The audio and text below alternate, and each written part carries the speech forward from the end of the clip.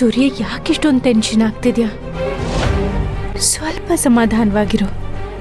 ಸುರಭಿ, ಇಲ್ಲಿದ್ಕೊಂಡು ನನಗೆ ಸಮಾಧಾನ ಹೇಳೋದು ಸುಲಭ, ಆದರೆ ಅಲ್ಲಿ ಭೂಮಿ ಎಷ್ಟು ಚಡಪಡಿಸ್ತಾ ಇರ್ತಾಳೆ ಅಂತ ನಮಗೆ ಊಹೆ ಮಾಡೋದಕ್ಕೂ ಸಾಧ್ಯ ಇಲ್ಲ.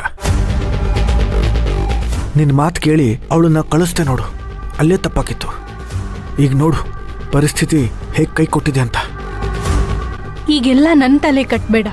ಹೀಗಾಗತ್ತೆ ಅಂತ ನಾನೇನಾದ್ರೂ ಅನ್ಕೊಂಡಿದ್ನ? ನನ್ನ ಉದ್ದೇಶ ಇದ್ದಿದೆ ಬೇರೆ. ಇನ್ನೇನ್ ಮದ್ವೆ ಬರ್ತಿದೆ, ಇಬ್ರು ಸ್ವಲ್ಪ ಟೈಮ್ ಸ್ಪೆಂಡ್ ಮಾಡ್ಲಿ ಅಂತ ಕಳಿಸ್ದೆ. ಸೂರ್ಯ, ನಿನಗೂ ಗೊತ್ತು, ಮದ್ವೆ ಫಿಕ್ಸ್ ಆದವರು ಊಟಕ್ಕೆ ಹೋಗೋದು, ಹೊರಗಡೆ ಸುತ್ತಾಡೋದು ಇದೆಲ್ಲ ಕಾಮನ್. ಅಷ್ಟೇ ಯಾಕೆ ಈಗೆಲ್ಲ ಪ್ರೀ ವೆಡ್ಡಿಂಗ್ ಶೂಟ್ ಅಂತ ಮೂರ್ ದಿನ ಊರಿಂದ ಹೊರಗೆ ಹೋಗ್ತಾರೆ. ಇದೆಲ್ಲ ಪಟ್ಟಣದಲ್ಲಿ ಬೆಳೆದವ್ರಿಗೆ ಸರ್ವೇ ಸಾಮಾನ್ಯ ಆಗಿರುತ್ತೆ.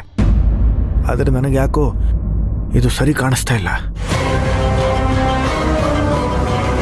ಇಷ್ಟಕ್ಕೂ ಭೂಮಿ ಅವನ ಜೊತೆಲಿ ಹೋಗೋದಕ್ಕೆ ಒದ್ದಾಡ್ತಾ ಇದ್ಲು. ನಾವೇ ಬಲವಂತ ಮಾಡಿ ಅವಳನ್ನ ಅವನ ಜೊತೆ ಕಳಿಸಿತ್ತು. ಈಗ ಅವಳಿಗೆ ಧೈರ್ಯ ಹೇಳೋಣ ಅಂತಂದ್ರೆ ಅವಳಿಗೆ ಫೋನ್ ಕಾಲ್ ಹೋಗ್ತಾನೆ ಇಲ್ಲ. ಅದಕ್ಕೆ ನಾನು ಇಷ್ಟೊಂದು ಒದ್ದಾಡ್ತಾ ಇರೋದು. ಅವ್ರು ಹೋಗೋ ಜಾಗದಲ್ಲಿ ನೆಟ್ವರ್ಕ್ ಇರಲ್ಲ ಅಂತ ನನ್ಗೇನಾದ್ರೂ ಗೊತ್ತಿತ್ತಾ? ನೀನ್ ನೋಡಿದ್ರೆ ನಾನೇ ತಪ್ಪು ಮಾಡಿರೋ ಥರ ಬ್ಲೇಮ್ ಮಾಡ್ತೀಯ.